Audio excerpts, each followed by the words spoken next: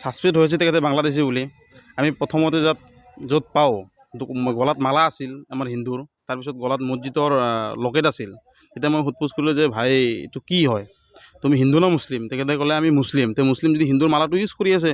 তাৰে পিছত আমি SSB যিবিলাক চিভিলত ঘূৰি থাকে, CID বুলি কয়, সিহঁতক আমি মাতিলোঁ। তাৰপিছত সিহঁতে সোধ পোছ কৰিলে। তদন্তৰ পিছত আমি কেম্পলৈ লৈ যাওঁ, 24 বেটেলিয়নত তেতিয়া ফোন কৰোঁ, তেতিয়া কেম্পত যাওঁ আমি। কেম্পত যোৱাৰ পিছত সোধ পোছ কৰিলে সি নিজেমুখী স্বীকাৰ কৰিছে আমি বাংলাদেশৰ পৰা আহিছোঁ।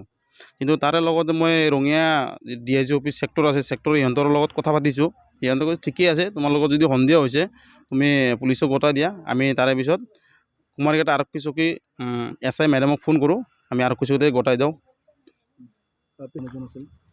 এতিয়া য'ত মানুহজন আছিল ইয়াতে কাপোৰ কানি আছে, আৰু সি ইয়াতে কৈ আছে 1 মাহ হৈ আহিছে। 1 মাহ যদি হয়, ইয়াতে পিলপিলি এখন কিনিছে 40,500 টকা দি। আৰু মোৰ এজন সন্দেহ হৈ আছে, ইয়াতে 40,000 টকা আমি কাম কাজ কৰি আমি নাপাওঁ, সেই 1 মাহৰ ভিতৰত পইচাখিনি পালে ক'ত? ইয়াৰ লগতে মানুহ আৰু জড়িত হৈ থাকে। তাৰ যোনেই হওক এই তদন্ত কৰি গোটাই মানুহখিনি ওলাব লাগে। তাৰ লগত ডকুমেণ্টছ একো পোৱা নাই।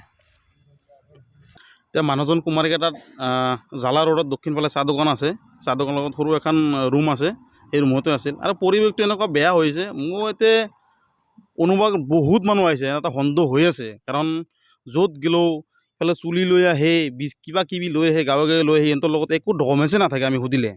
এতিয়া মোৰ এটা সন্দেহ হৈছে, যিটো জুনিয়াৰ ৰোড ইফালেও বহুত আছে, এটা সন্দেহ হৈ আছে। আৰু এইফালে দৰঙা মেলাটো আছে। DC আৰু SP মই অনুৰোধ কৰিম এই বস্তুটো অতি সোনকালে সিহঁতে তদন্ত কৰক, সিহঁত মানুহকেইটা আহিছে ক'ৰ পৰা। এতিয়া পুলিচে তদন্ত কৰি আছে। এতিয়া মানুহজনক তামোলপুৰত লৈ যাব থানাত বুলি কৈছে আমাক। আমাৰো সন্দেহ হৈছে ছাছপেক্ট বুলি। মানুহজনৰ চাহ পালি অনুমান 60 to 65 এনেকুৱা হ'ব।